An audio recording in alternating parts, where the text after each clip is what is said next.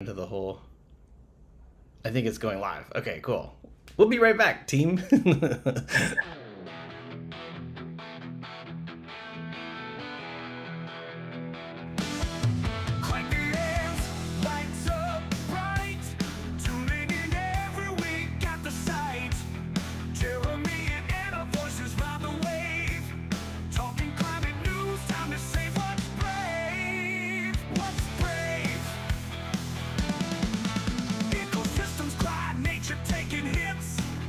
Microdose the truth, break through the myths.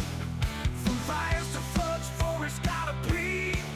Jeremy and Anna keep us in the spree. Won't climate microdose, take the ride.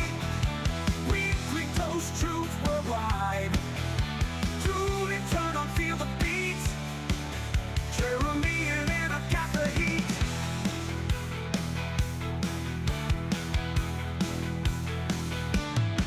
Wind turbines, rolling seas getting high. Plastic choking oceans, tears in the sky. Renewables rising, taking on the grind. With Jeremy and Anna, gotta change the mind. Every stat and fact like a thunder strike. Keep it rocking hard, no time for fight. Solutions in the mix, heads turn up right. Ride the climate wave, change tonight. Climate microdose, hear the call. Jeremy and Anna standing tall.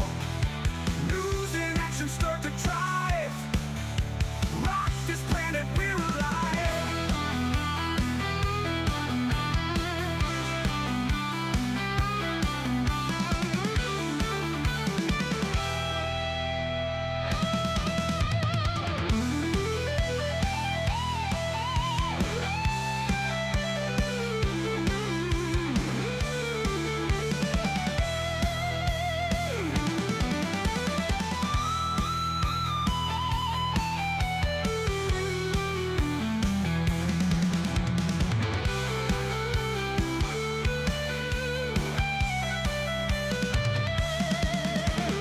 Climate microdose, take the ride. Weekly dose, truth worldwide. Tune in, turn on, feel the beat. Jeremy and Anna got the heat. Wind turbines, rolling seas getting high. Plastic choking oceans, tears in the sky. Renewables rising, taking on the grind. With Jeremy and Anna got the heat. Got to change the mind. Ooh, Jeremiah. Got to change the mind. Ooh, Jeremiah.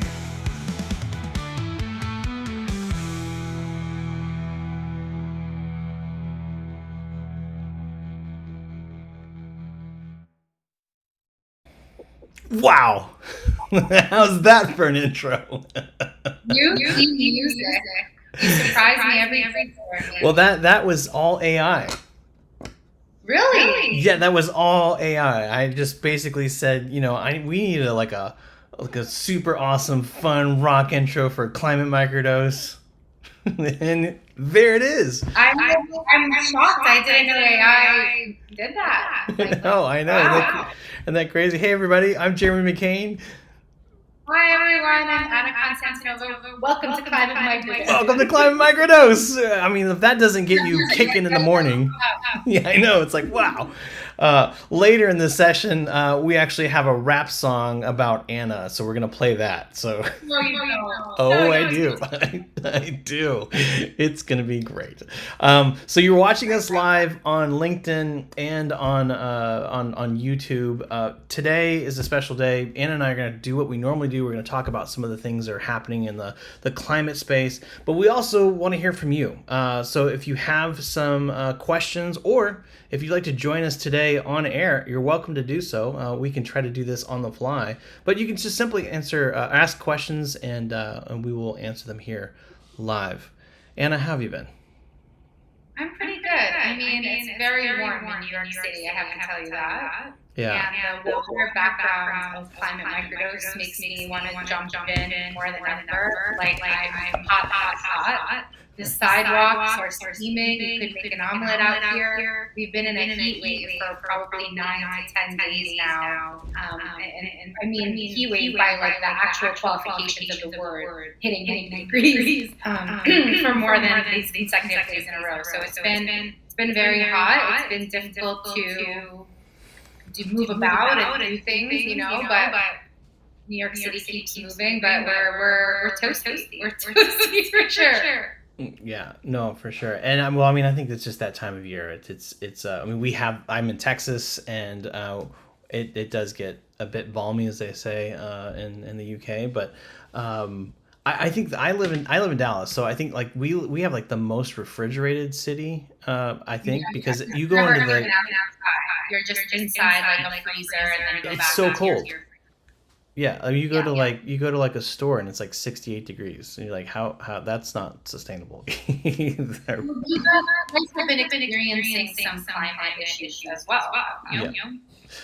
Yeah. So I mean, we had Hurricane Beryl that kind of came through the Caribbean and into Texas, and wreaked havoc. I mean, it's interesting because when hurricanes typically come through to Texas, especially if they hit Houston, if they linger for any period of time over Houston, there's just so much concrete. There's nowhere for the water to go, and everything just floods. It's a big mess. But no, in Dallas we were okay. We had a little bit of relief on the temperature for a minute, but my family and some of my friends are I think still without power as of this moment. Yeah, we have some family in Houston as well, and they haven't had power either. So it's just interesting because we're feeling good and it's summer and it's awesome, but it's even just like I'm experiencing extreme heat and you're experiencing extreme hurricane. So it's just getting closer and closer, and that's why we got to stay light about it, but we got to take action, right? No, for sure. Well, I thought you let's kick it off with you. I know that you were talking about a project that you saw. Tell us about it. Sure. So this was actually a surprise to me, but I think it's amazing. The Red Hook Conservancy here in Brooklyn has sponsored a bird mural that spans many miles of Red Hook, which is kind of a neighborhood in the seaside of Brooklyn, like right next to Dumbo, kind of like right in the water. And it's a very beautiful neighborhood. I love Red Hook. I love visiting. They have amazing restaurants, amazing art galleries, and it feels like you're a little bit away from the city because there's no subway there. So it doesn't feel like so much hustle and bustle. It's more neighborhoody in a way. And they've always been leaning into conservancy, which I think is amazing. And I just found out about this artist, George Ray. Sorry if I'm pronouncing that wrong, George. Get back to me. And he's painting different murals of birds all around Red Hook. A huge span of biodiversity. So you guys, we probably see 0.5 of the birds that are available in the global world on any given day. If you're lucky enough to see a bird, you see a sparrow. Maybe you see a pigeon if you're here in New York City. But there's many other amazing birds in all spectrum of color who do all sorts of different things, who sing, who dance, who make little art with their sticks. I love birds. And George is painting all of these they bring to our world and how important that is to the ecosystem. To see and say it's just a simple thing. But I love the intentionality behind it, which is to remind us of the importance of biodiversity and to bring to mind, like, you might not see these birds every day. They might not affect your day-to-day life, but they still matter and they still affect us in the grand scheme of things. So let's remind us what's at stake in terms of climate change. Well, I think we have a clip. Let's roll the clip. This was actually from New York One, and they did an amazing piece on this. And so, just for context, we thought we'd share that with you. But let's have a look, and we'll be right back. Great. That's artist George Brugy working on a 963-foot-long mural called Migratory Pathways, located on a retaining wall on Bay Street near the Red Hook ball fields. I went back and forth to the site a few times and then kept thinking about how do I actually depict something that makes sense with the physical structure. And that's why I went to migration routes. The mural depicts 8 migratory birds that are vulnerable to the impacts of climate change. It's part of the Audubon Mural Project, a public art initiative of the National Audubon Society and Gittler and Gallery. This mural was sponsored by the Red Hook Conservancy in partnership with New York City Parks Department's Art in the Parks program. Definitely the goal is to educate people about the birds that are threatened, and also to inspire them to enjoy nature, to get the message across that this is also about nature and the importance of birds and other wildlife to our survival. The mural will also include native plants, stressing their importance in sustaining birds on their long journeys. Since 2014, more than 100 murals have been painted depicting more than 150 climate-threatened birds. Brugge says this was not your typical spot for a mural. During the painstaking work, he's had a chance to speak with folks in the neighborhood about it. It's been a good opportunity to talk to them about what I'm actually doing. And a lot of them have been excited. They're like, oh, that bird looks so cool. I love the colors you chose. And I'm like, that's not me. That's evolution. That's what that bird actually looks like. And you could see this bird in Brooklyn. Patton says there are some 389 species of birds currently threatened by climate change. The murals are a reminder of what's at stake. In Brooklyn, Roger Clark. Anyway, amazing project. And I love how New York has just got this great way of kind of like showing things, with art, and, there's always this foot traffic. And I think this is a really great project. Yeah, me too, especially the public aspect of it. We've talked about public art on the show before. I really feel like that kind of brings back the idea of what's at stake, like they said in the segment, with climate change, and not in like you are doing something wrong, you need to change your ways, like you're bad kind of way, but just in a reminder of what's at stake, exactly that, like how beautiful it is and how special it is, and that these birds that he's actually depicting, they're the ones that we might not see anymore if we continue on this path that we're on. So it's just like a really nice inspiration for people to start, thinking about things differently. No, absolutely. Well, another thing that I thought we'd bring up today is, there have been some discussions about, climate bonds, but, I also wanted to talk about something. Let me see if I can try to pull it up here. This was a piece that was done here. Hold on. Let me get this sorted. This is a problem when you're actually producing and being on camera at the same time. There's too many moving parts here.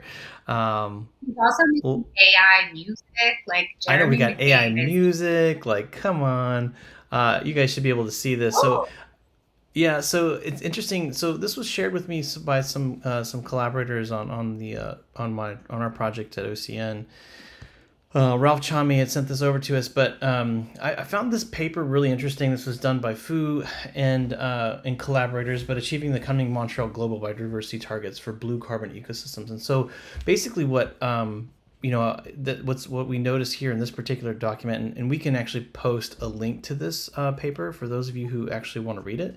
But it's really interesting because this particular vision was, by 2050, how do we become in harmony with nature?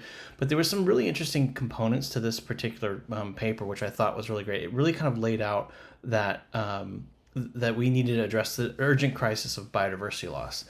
A lot of times we hear about carbon, we hear about all these things, but that the carbon, climate change, all those issues are like this big compared to biodiversity loss. And so I felt like with the murals, I was thinking, well, what goes along with that? And this just happened to be some research that came across my desk this week. But our present, there's a number of things that are threatening biodiversity, and a lot of it has to do with warming oceans. A lot of it has to do with obviously pollution. And this was a framework that was really adopted after the Paris Agreement, and I just thought that this was really cool because this particular framework was really it gave some numbers of exactly what it was. And I'm just actually looking through my notes, and I thought I'd be prepared and be good about this, and here I am not finding my notes, which is what happens when you do things live. Give us some top line, like what can we take away from this research? Yeah, so the basic thing is that these particular habitats, like mangroves, salt marshes, seagrass meadows, These places are absolutely vital because they store tons of carbon, helping to regulate climate and support a huge variety of marine life. Protecting and restoring these particular systems is really what's crucial to both the environment and climate stability, as this paper is kind of really laying out. So that's probably the real high level. But to meet certain goals, it was actually quantifying how much needed to be saved over a period of time. So this particular paper by Fu and collaborators was saying that to meet the various goals that have been set forth by the SDGs, specifically, what does it mean? Well, we need to avoid losing 187 to 190 kilometers of mangroves and 76 to 126 square kilometers of salt marshes every single year. So that was interesting to me because it's like, yeah, we know that these things need to be here, and we know what they do, we know how important that they are, but you know, how much is like, what's the number that we need to kind of keep it at? Another example is like SDG 14, which is Sustainable Development Goal 14, which is light below water. It says, oh well, one of the targets is to protect 30% of the world's oceans, and a lot of questions in the very beginning were like, why 30%? Why would we bother with 30%? Well, 30% apparently was that number of like, well, if we could just get there, it would kind of tip the balances in a certain way to start regeneration. Right. You know, if we protect it, then it would start to kind of rebuild back. Anyway, so those are some of the top layers that I thought were really interesting, because it's the first time that I ever have read a paper that specifically highlighted some of those particular things. But then the next question that I think most people would ask, that is also addressed in this paper, is like, what's the cost? Yeah, So what do we do? yeah, so the achieving these targets, it says it will cost an estimated over $520 billion annually. And that the reason why this is important and why I'm bringing all this up is that's way more than the current global pledges that exist today for these ecosystems. So these innovative financial strategies that we're hearing of, they really need to be a little bit more stronger than we are. And I'm bringing this up because there's been a back and forth conversation, and I think maybe in another episode we can probably do a deep dive with maybe a few experts like Ralph or Carlos or somebody. But there are things like the rhino bond or the coral bond, but if you really start to dig deep into some of these systems, while they're great, they're all based off of philanthropy. And right. You might think to yourself, well, great, that's what we need. We want philanthropists to be able to support these things.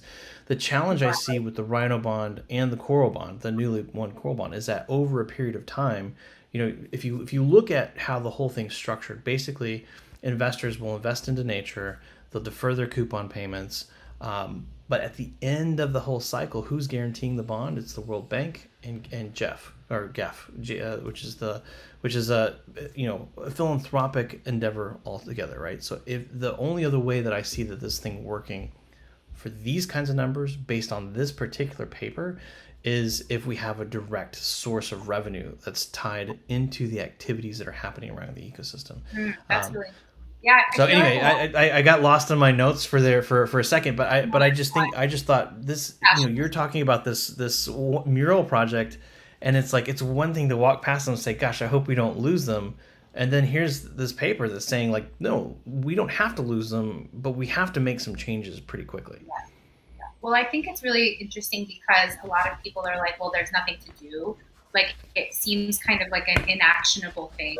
They're like, well, we can pour money into philanthropy, we can volunteer, we can do all of these things, but who's to say that it's actually going to move the needle? And I think reports and papers like this, especially from our colleagues who are scientists working in the space, we can see that there's a one-to-one direct dollar impact in what's happening with philanthropic dollars and what can happen with like government sponsorships and other, private and public sector capital flowing in, because it's not just like, oh, we're just greenwashing and saying now we have a green initiative and we're all, putting a little sticker on our emails. That's one thing, but it's another thing to say, okay, this is the direct impact of what these dollars are going to do, and this is exactly how much we need to move the needle. I think making it more concrete like that, and actually speaking the language of finance, and we talk about that with Top Tier Impact a lot, that's what's going to help us start to invest in these initiatives like we would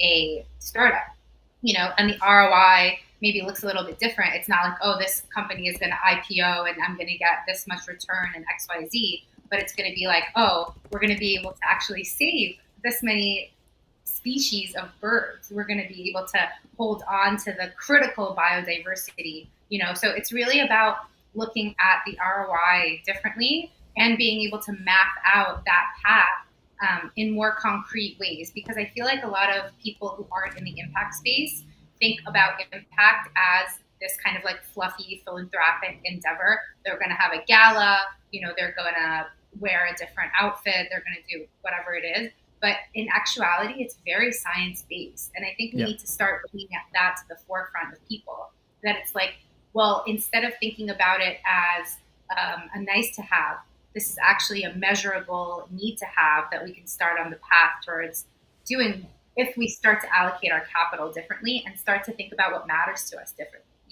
Like, does an organization like BlackRock really need to have more ROI, or do they need to have more planet to have, Well, look, let's pick on BlackRock for a second. I mean, I think BlackRock, correct me if I'm wrong, but BlackRock has really made most of their money on analyzing risk, right? And I can't think of another way that would be most beneficial to the planet than looking at the planet and planetary systems and identifying what risk does that pose to humanity. So I see a world where companies like BlackRock can really do something really positive. And I think that they are in some ways. I mean, it wasn't the CEO.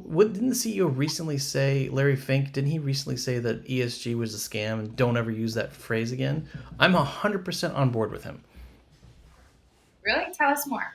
Well, I just think that you and I could start a company today, and we can call it Jeremy and Anna's Tire Shop. And then we can put an ESG label on it that said we're totally ESG. And no one's going to stop us, and then we can just basically ride the wave. No, but in a scenario where buildings are built and they have to go through LEED certification, you have to go through a very rigorous process, not only to certify your building, but the people who are LEED certified, architects and whatever, they have copious amounts of studying and things that they have to follow in order to get that. Same thing is true with the B certification, right? So I agree with Larry. I think ESG is a total farce, and I think if we're going to create something like ESG, then it needs to be hard. It needs to be something that we push a little bit further. I don't know. Am I wrong? No, I hear you. I feel like I'm a little biased because I love the concept behind ESG, and I love bringing together social governance and economic principles. Like, I think that the Venn diagram of all of that, I think that was really smart and a great way to start getting us working together, which is something we talk about in climate a lot. But, I think you're right. Like, it's just become kind of a term that we slap on anything to make ourselves feel better in the business world. Much like organic, in the supermarket, or green, or, friendly to the planet. Whatever it is. That, those are just words. And we're at a place where we need a little bit more than words. We need concrete facts. We need checkpoints. We need regulation, really. Sure. No, for sure. I mean, I think we're saying the same things. For the record, I think the way ESG is presented is a total farce, but I believe in what it stands for, right? Yeah, I believe that. Right. I don't want to throw it out because I really believe what it stands for. And Jeremy, we're on the same page about most. Yeah, we are, but I do realize that it's become a problem, because then what happens to people who don't really understand this stuff is that they see, oh yeah, Exxon is ESG. No, it's not. I recently commented on one of their LinkedIn posts because they've been kind of that they're ESG, and I just saw it and I kept seeing it because they were targeting me for some reason, and I was like, you know what, you're gonna target me, I have to comment, I'm here to comment. And a lot of their material was we hope to accomplish, or this is the range that we're looking for, just kind of very non-concrete language. And I wrote a post, and I'm happy for anybody to see it. It's out there publicly. The internet is forever, as they say. And I was like, we really need you to start giving us concrete information about what you're doing and the parameters of which you're doing it and what standards you're aligned to. And I'm not saying that ExxonMobil can't be part of the solution, because I think a big part of climate is the doors are open for anybody to start making change. Because if we're saying only startups who are, born in the impact space can participate, then we're, proliferating the problem a little bit more. So it's all about bringing everybody together, but we have to agree on the same set of values and play on the same stage, and not just say like, oh, we're ESG, like don't worry, just pump gas, like it doesn't matter, hide in your place. This is a perfect time, I think, to introduce your song to the world. And the long version will be on the outro of the show, but I just wanted to share it just so we could see reactions. So this is an AI generated song specifically about Anna and how much of a fighter she is. Here we go. Oh my gosh, Jeremy. Get ready. I'm not ready. Anna's in the house, yeah, she's got the flow. Talking about the earth and the way we grow. Climate change, biodiversity, let's go. I mean, I can see this. Fashion's on fire, watch it Yeah, glow. I love it. She moves the crowd with facts and grace. Speaking truth, dropping knowledge every place. From the trees to the seas, she's a saving grace. Anna's got the vision for a greener space. Anna's growth, feel the vibe. I think this is your answer. Change the world one step Oh, at a I'm time. gonna put this in my Anna's list. growth, no need to hide. Well, that'll be on the outro. The full version will be on the outro as we close out the show today. But I just thought, you know what, Anna, this is I'm like amazing. into it. That's so sweet. So a big thing that I talk about a lot is like hip hop becoming more conscious. Yeah. Because I think a lot of hip hop traditionally, I love hip hop. Like I'm from New York, I'm a huge hip hop fan. A lot of it, unfortunately, is like violence, drugs, a lot Right. of like that kind of fodder. Right. And I don't think it's necessary to use the medium only in that way. Like we can talk about it in a conscious way. And there's this artist, Queen Irby, that I really like. And she talks about like positivity in her hip hop, and like taking your vitamins and working out and like getting better and like climbing, your own goals.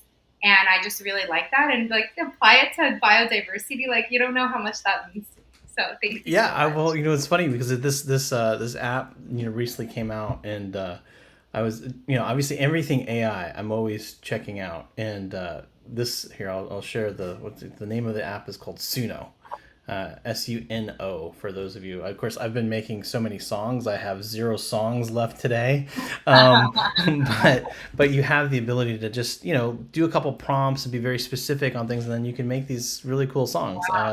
I think it's interesting because there's always this element of like, I remember years ago when we were just doing simple things with AI and TensorFlow and Google. It was like, AI can't replace creativity, and I was like, wow, it's doing a lot of things that are very creative. That at its core, though, some of the creative things that we do are directly related to mathematics, and so I think that's where it's interesting to see how this planet is changing with all these really cool, fun I think tools. about it a lot. But I think it's actually democratizing creativity, because I agree.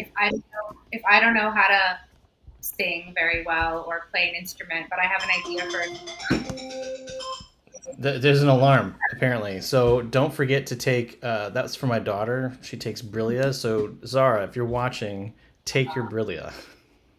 So, I think it's actually cool as long as we use it in the right way and we don't rip off other artists' sounds, and, we make it as original as possible. I actually think it's a really cool way to participate in maybe creative play games that you haven't been able to play before, because you're like, well, I can't sing, or like maybe you have an idea for like a video game, but you don't know how to code. This can help you kind of figure that out and bridge that gap. And I think we're going to get to like a lot of more creative ideas faster, and like invite everybody, instead of saying, oh, you have to go to school for 4 years to learn how to do this. Not saying that is diminished. Like obviously having the skill is amazing too. But it's also just cool to see, what everybody's ideas are and what's possible out there. No, for sure. I mean, one of the things that I've used, AI for mostly is just getting me to think in a different way, right? I mean, of course, we all know that we could use ChatGPT to write an email for us or whatever, but that's barely scratching the surface. That's like literally, if you've got a cake, it's not even the icing; it's like the molecules that are sitting on top of the icing. I've found that taking large amounts of papers or books and saying, hey, what is this book really about? Asking some real in-depth questions, and then deciding, oh, you know what? I'm going to spend my time reading this. It was I think it was Carl Sagan a few years ago when he was around, said he had this video that I had come across, and he was in the Library of Congress, and he was talking about how much time we have as humans, and what would happen if he did nothing but read books all day, every day. How much knowledge could he actually acquire? And he went through this whole mathematical phrase and a scenario, and I think it was like 8 bookshelves or something like that worth of knowledge, and then you pan off, and there's just like massive library filled with books. Like you don't even begin to scratch the surface of human knowledge. And I'm really glad that I came across that, because one of the ways that I really have been using AI, outside of just, what we do at OCN, which is collect data and process, peer-reviewed papers. But for me personally, I'm interested in a number of different things, right? As just another passenger on Spaceship Earth. So I want to learn about, blue carbon. I want to learn about, climate change. Those things are obviously interesting to me. But I'm also interested in, physics, astrophysics, cosmology. And I think it was Neil deGrasse Tyson that once said that if you had asked, like the basic equations and the concept for lasers was created in the 1920s, like with a bunch of astrophysicists. And if you ask them, hey, so all this research you do, like, what is it good for? They wouldn't have come back and said, oh, one day we're going to have barcodes in the grocery store, right? They didn't know, but they had to build that base level first, that science. And, so the science that we do, if we continue to focus on those types of intellectual things, what would the next 100 years look like, for our grandchildren? And I think because of that problem that Carl presents about there's only so much knowledge you can get, could we use AI to help accelerate that process? Because let's face it, in a lot of books that you would read, there's going to be a lot of fluff, right? And I've been able to really use this in a way, not just for myself, but to also explain to others, how things like marine biology works, and why we need, what's chlorophyll, what's photosynthetic active radiation, why do you need to measure this stuff? And then explaining it to somebody who wouldn't have any basis of knowledge for this now becomes a person who can ask very informed questions. Exactly.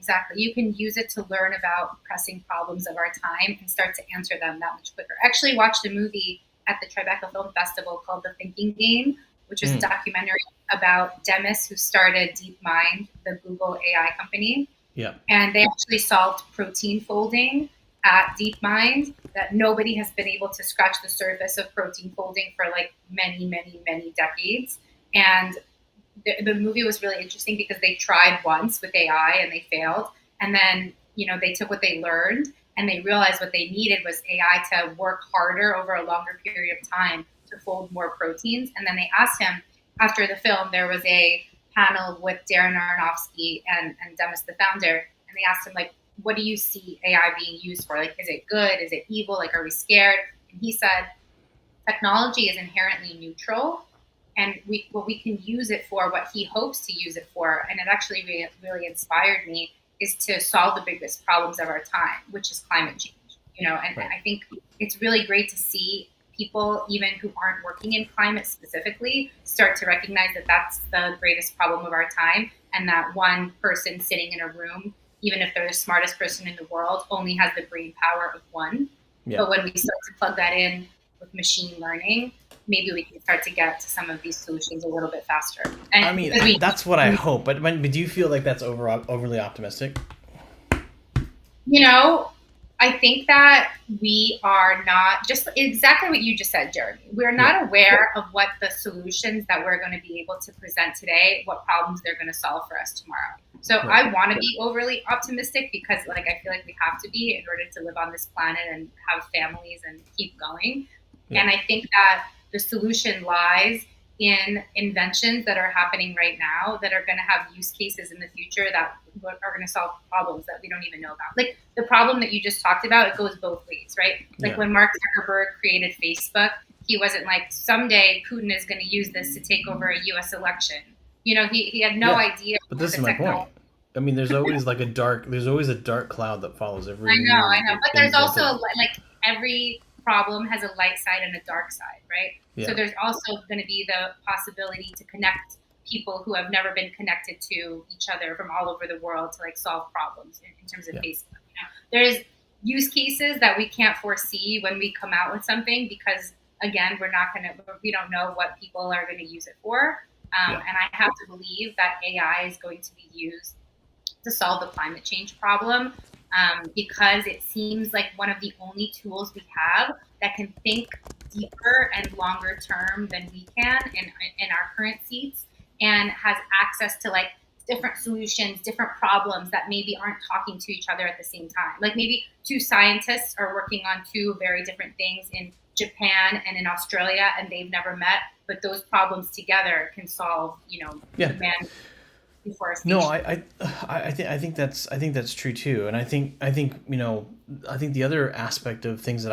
I've often wondered about is that I'm also following for many years quantum computing because I feel like quantum computing, like what quantum computers are really good at is because you basically a quantum computer, for those who are not familiar, in a traditional computer like the ones that we're talking on to right now are classical computers, meaning they operate on ones and zeros on and off, right? But in a qubit, inside of a quantum computer, you have a dual state, right, where it's both on and off at the same time. And what this means is that you could take in a number of variables and take all possibilities all at one time and say, well, how can we find the order in the chaos? And quantum computers can be very good at that. The problem is they have to be very cold. Like they have to be the coldest spot in the entire universe in order to be able to have reliable readings.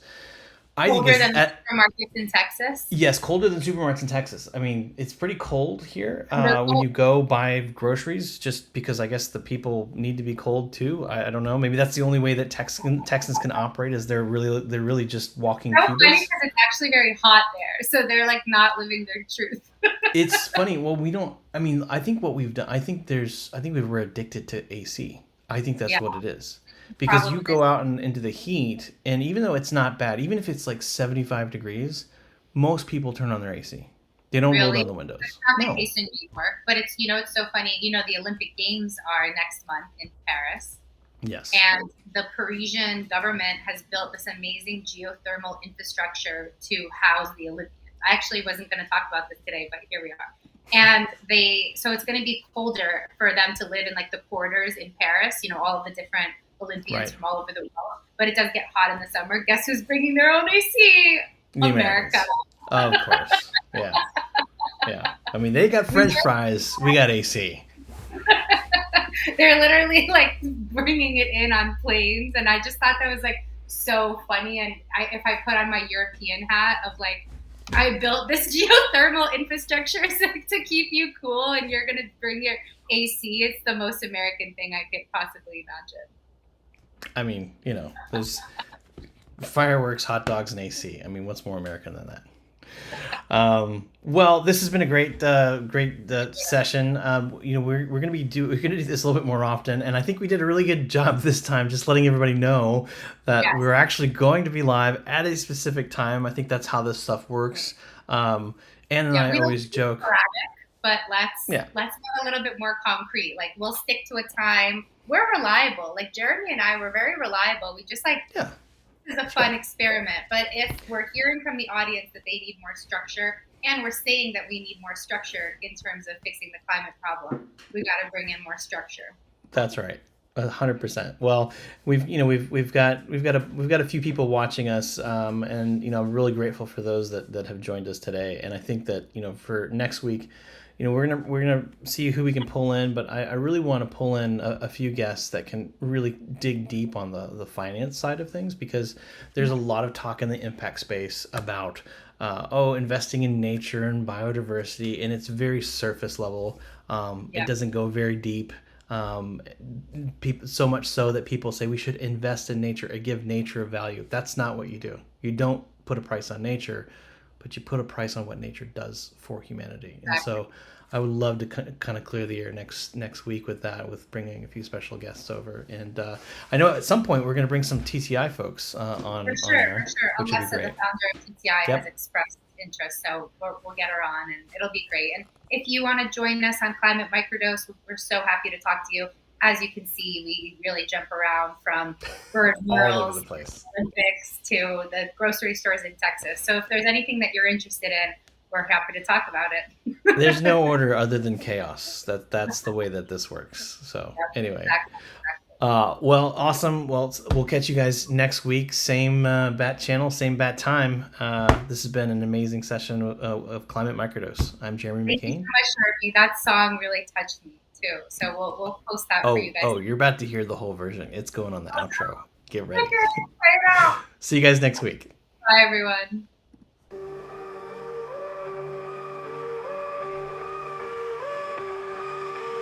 Anna's in the house, yeah, she's got the flow. Talking about the earth and the way we grow. Climate change, biodiversity, let's go. Her passion's on fire, watch it glow. She moves the crowd with facts and grace. Speaking truth, dropping knowledge every